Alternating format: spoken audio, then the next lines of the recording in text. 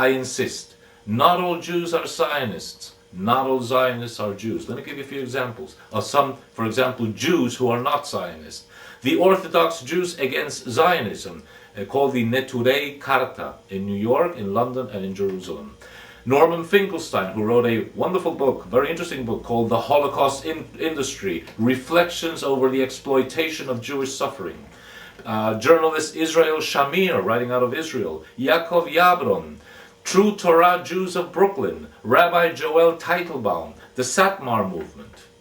Let me now give you some examples of Gentiles who are not Jewish but are Zionists. Vice President Joe Biden of the United States, who said on 7th April 2007 in Shalom TV, I'm a Zionist. You don't have to be Jewish to be a Zionist. He's right.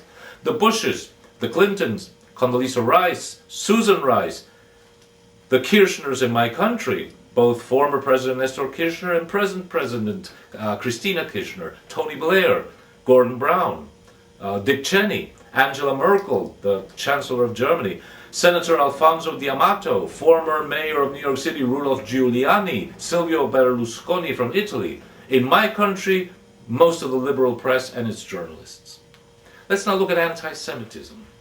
You know, Semitism, or Semitic, is really a linguistic term. It was coined later to describe the Jews in the 19th century by, amongst others, French Count Gobineau, who also said that Semites were to be the counterpart of Aryans.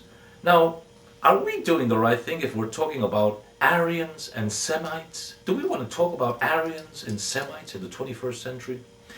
Anti-Semitism is used nowadays as is really opposition to Semites. The word says it, anti-Semitism. Now, the Semites are the sons of Shem, Noah's elder son in the Bible. Semites are, for example, Sephardic Jews, yes, the Arabs, including the Iraqis, the Lebanese, the Palestinians, the Syrians. But then you have the Ashkenazim Jews. Now that's another story. The Ashkenazim Jews are all of Caucasian, I would even say Aryan, stock. They descend from the Khazars, a Central Asian nomadic tribal empire that converted en masse in the year 740 AD to Judaism. Why did they do that? Because they were a nomadic empire, they were a tribal, and they were scared of being either forced into becoming Muslims by the Baghdad Caliphate or forced to becoming Christians by the power emanating from Constantinople. So what did they do? They converted en masse, all of them at the same time, to Judaism. With the centuries, the Khazars spread to Russia, Ukraine, Belarus, Poland, Romania, Germany.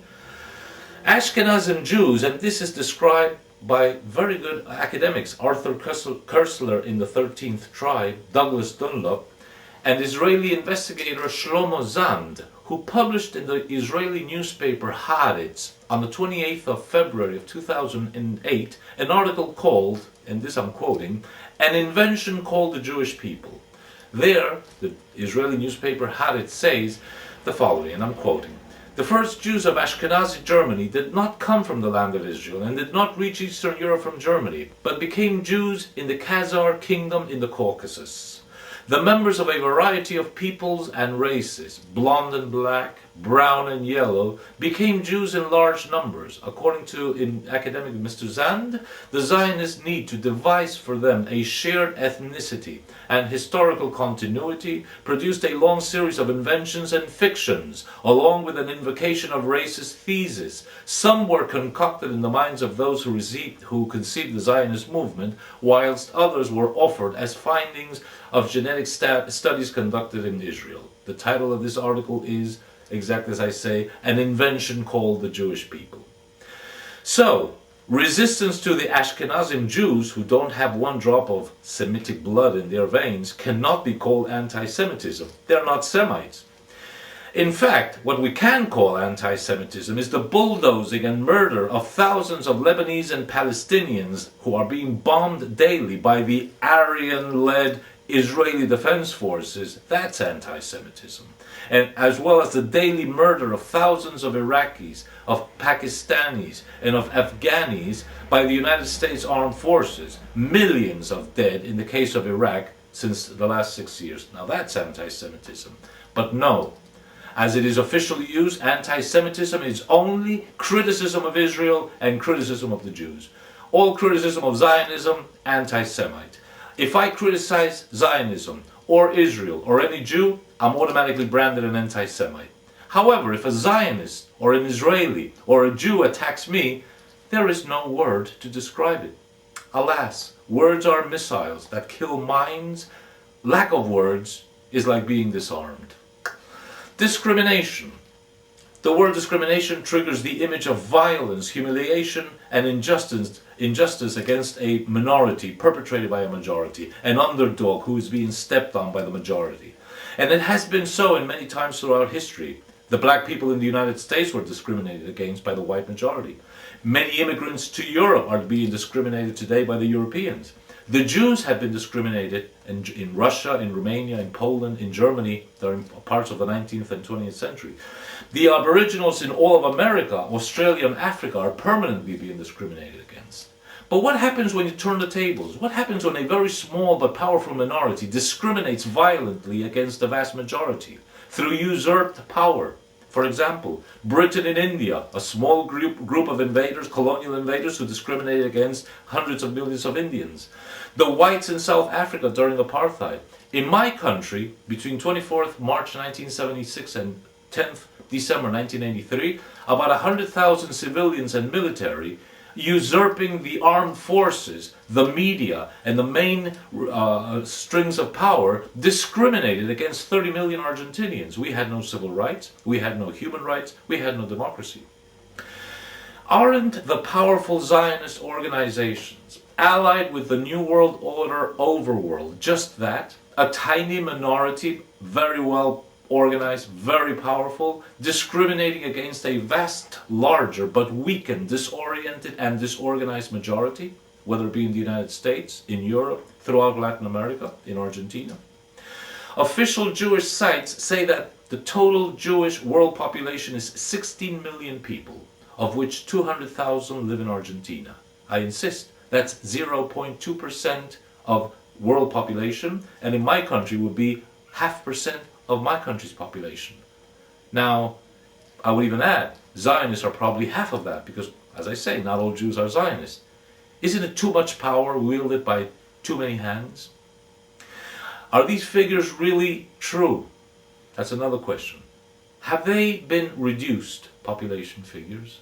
And you would say, well, why would anybody want to reduce the official figures of Jewish population?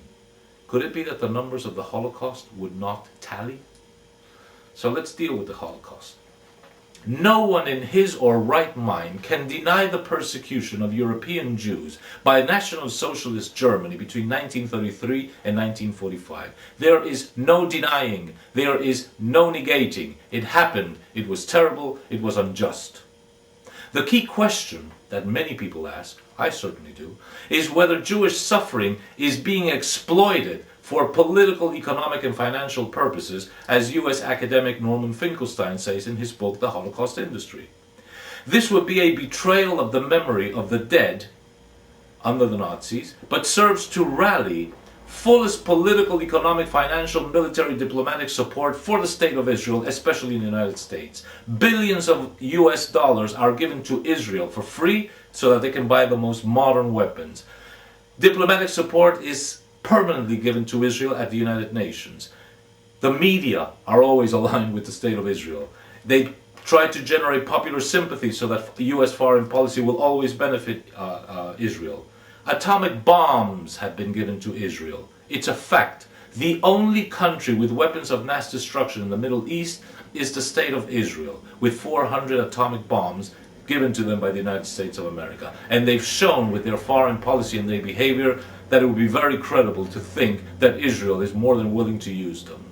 So let me ask you a couple of key questions that I feel need to be openly, fairly, and respectfully debated. First, what was the true extent of murdered Jews between 1933 and 1945 in Europe, and what were the true causes of death? Where did the 6 million figure come from? There is no serious historical investigation that has been come to substantiate this number. This question was recently posed very discreetly by Catholic Bishop Richard Williamson, but he was branded immediately a revisionist, a denier, an anti-Semite. Abuse, insults, discredit, all the noise in the world, but the question is never addressed, because the question that is being asked, why is there no serious historical investigation, that is never addressed.